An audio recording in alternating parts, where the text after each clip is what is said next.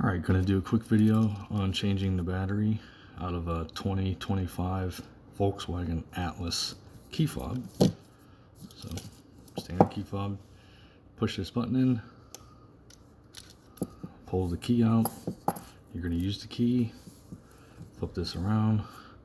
You're going to reach in here and pry this cover off.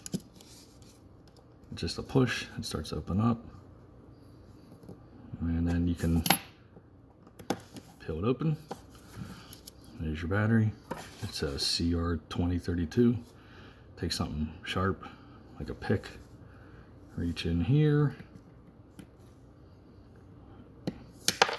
Pop the battery out. Take your new battery.